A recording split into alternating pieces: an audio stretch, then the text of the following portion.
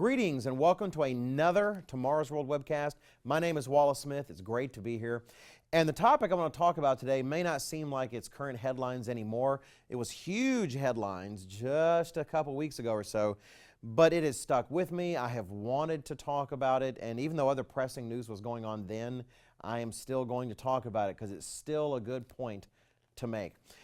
It has to do with the Powerball. The Washington Post, back on January 9th, when things were really heating up concerning the big Powerball jackpot, posted this article. Again, January 9th, Washington Post. The title was, Playing the Powerball Lottery Isn't for Suckers, It's for Optimists. The first sentence sort of captured the spirit of the rest of the article. It says, playing the lottery is like playing dress up as a kid. The fun is in the make-believe. The chance of winning the $800 million Powerball, of course it came to be much more, the chance of winning the $800 million Powerball is only slightly more realistic than a 5-year-old playing house. Now I would add the 5-year-old playing house is at least preparing for real life in some small way. Without reading a lot of this, the article would really be summarized as saying, no, it's for people who just have this fun, positive outlook on life. That's what's going on. It's just $2 of excitement. The problem is that is not the reality of lotteries. States make a lot of money hand over fist from lotteries, and it's not because it's just fun people who make a good living but decide, you know what, I'm going to blow $2 on the lottery. I know I'm probably not going to win, but hey, it's a lot of fun. That's not where most of the money is coming from. A much more helpful article about lotteries in general, inspired by the big cash jackpot that the Powerball generated this time, comes from Vox on January 13th, 2016. Now, Vox, if you're a familiar reader of Vox, it is not a conservative news source. Anyone who would think that isn't paying attention. And the title of their article, this article written by Alvin Chang, is 4 Ways the Lottery Preys on the Poor. If you have never looked into actually who plays the lottery, who it is buying tickets day in, day out, it's really an eye-opener. They give these 4 ways, that is, Mr. Chang does, and I'm just going to read those 4 ways with just a little bit of commentary. The first point he makes, based on actual data, I think based on the Connecticut lottery, but actually fairly not unreasonably extrapolated to the United States as a whole. The first point was, most lottery tickets are bought in poor neighborhoods. By far, the lottery tickets aren't being bought across the financial spectrum, but by poor individuals. In fact, let's see, there was a data point in there. Nationwide, people who make less than $10,000 spend on average $597 on lottery tickets, about 6% of their income. Those who don't have the money are the ones who are shoveling money into such lotteries. Second point they make in the article, most lottery tickets are bought in places with more minorities. Third point, Powerball isn't the problem.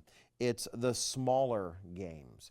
If anything, Powerball is just kind of a gateway drug, if you will. It's these smaller payout tickets where the payout can be immediate.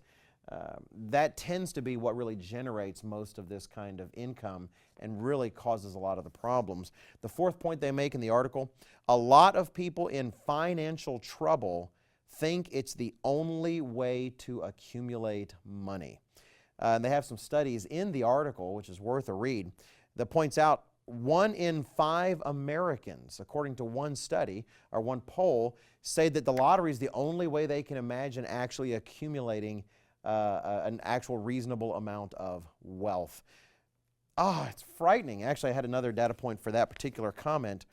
In the article, Mr. Chang says, this might indicate that people are bad at math, but it's also a sign of desperation. Listen to this. During the Great Recession, that is the recession we recently experienced in the United States, more than half the states in the U.S. saw growth in lottery sales. Of the 42 states with lotteries, 25 saw a spike in instant and daily games. That is, when money is being restricted and essentially is less available, when growth opportunities are being minimized, They saw huge increases in people playing the lotteries. The fact is, systems like this play on all the worst in our societies. Really, if someone said, hey, let's create a tax that primarily takes needed money from the homes of poor minorities in our neighborhoods, well, everybody would be up in arms about that. And yet, that's essentially what these are. Now, I'm not saying this for policy purposes. I'm not a political guy. We don't care about politics and policy. What we care about is what God says. And things like this is not what God anticipates, what He wants for a culture. God hates it when cultures prey on their poor and prey on their needy. In fact, I have a quote from Isaiah chapter 3, verses 14 and 15, where it says in the Bible, "The Lord will enter into judgment with the elders of His people and His princes," that is, those who govern and make laws. He says, "For you have eaten up the vineyard. The plunder of the poor is in your houses. What do you mean by crushing my people and grinding the faces of the poor?" God condemns cultures that build themselves on the backs of the impoverished. And statistics show lotteries are sadly a very efficient means of doing so. Pretending doesn't make such facts go away.